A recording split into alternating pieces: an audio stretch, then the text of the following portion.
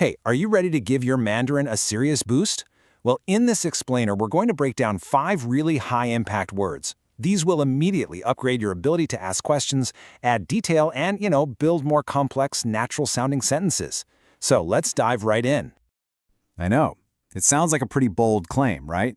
But I want you to think of these words as keys. They aren't just random vocabulary to memorize. They're more like master keys. They unlock these fundamental grammar patterns, and that opens the door to literally thousands of new conversations you can have, starting today. First up, we've got our power-up for curiosity. I mean, if you want to start a conversation, ask a question, or just figure out what in the world is going on, this is your go-to word. So this is shénme, and it's pronounced shénme. Basically, it's a question pronoun that just means what. It is absolutely one of the most essential words you can possibly learn because, let's face it, curiosity is the engine of any good conversation. Now, what's so cool here is the sentence structure. You see, in English, we move the word what all the way to the front of the sentence. But in Mandarin, it's actually way simpler. You just build a normal statement like tonight we eat, and then you pop shénme right where the answer would go. So, 今天晚上吃什么 literally means tonight eat what.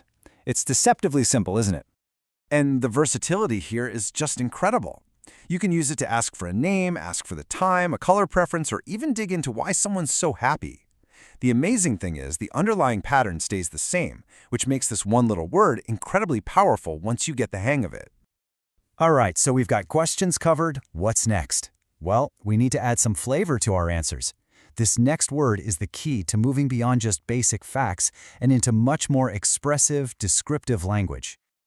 So, meet hun, pronounced hun. It's an adverb that, trust me, you're going to hear all the time in daily conversation. It translates to very, quite, or pretty, and you just stick it right before an adjective to give it a little boost. For example, sure, you could just say the items are cheap, but adding hun gives it that extra punch. 这家超市的东西很便宜. It just makes your statement stronger, more descriptive, and honestly, a lot more natural. And here's the real key takeaway. It's used everywhere. You're not just good, you're hen hao, very good. The apple isn't just sweet, it's hen tian, very sweet. In fact, in a lot of simple sentences, hen almost becomes this default word that links a subject with an adjective. You don't just like Chinese food, you hen xihuan, you really like it. This one word adds so much natural-sounding nuance. Okay, so we can ask questions and we can describe things. But how do we put our stories in time? Talk about the past. This next word is our power-up for doing just that. This is qùnián, pronounced qùnián. And the beautiful thing about this word is just how logical it is.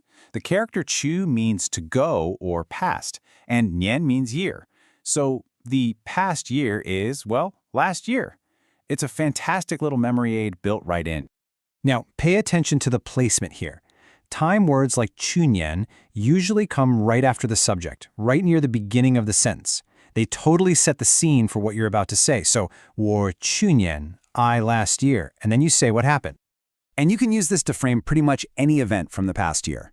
It doesn't matter if you bought a book, if you're talking about the weather in New York, or marking a huge life event like your son starting university. 去年 instantly sets that scene in the past. Okay, we've looked at the past, but how do we influence the present? I mean, how do you tell someone not to do something? This next phrase is your go-to for making direct, simple commands. This is 不要, pronounced 不要. And this is basically your standard way of saying don't. It's a really straightforward negative command. You just place it right before the verb of whatever action it is you want to stop. And here's a perfect super modern example. 走路的时候, so while walking, 不要看手机, do not look at your phone. It's direct, it's clear, and it's probably very good advice. And the range here is just fantastic. It can be a simple command like, don't eat that, or some gentle advice like, you shouldn't think too much. Or, well, it can be a very specific and kind of funny request like, please don't eat bread in the restroom. See? Super versatile. All right, for our final power-up, we are taking a big leap forward. We're moving from single ideas to connecting two related thoughts into one much more sophisticated sentence. Honestly, this is where your Mandarin really starts to sound fluent and impressive. So this is the structure 不但而且, pronounced 不但而且. It's a two-part phrase, a conjunction pair, that works exactly like not only, but also does in English. It lets you build on an idea and add a second related point. And the structure is so wonderfully logical. It's like a two-part formula. First, you introduce your first point with Bhutan. Then you follow it up with érqiě to add your second related point. Let's see what that looks like in a real sentence. Let's see it in action. Okay, riding a bicycle. Here's the first fact. Bhutan huanbao. Not only is it environmentally friendly, and here's the second related fact. érqiě健康, but it's also healthy. See how it connects those two positive things together so seamlessly? And you can use this structure to connect all sorts of related ideas.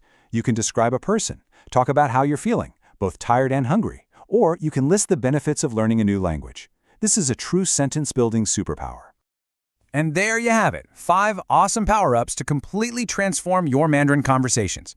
We've got asking what with shénme, adding emphasis with hun, talking about last year with qùnián, saying don't with buyao, and connecting ideas with not only but also. You've just added some seriously powerful tools to your communication toolkit. And now we get to the most important part, actually using them. I mean, knowledge is one thing, but language really only comes alive when you speak it. So my question for you is, which one of these powerful new tools are you going to try out in your very next conversation?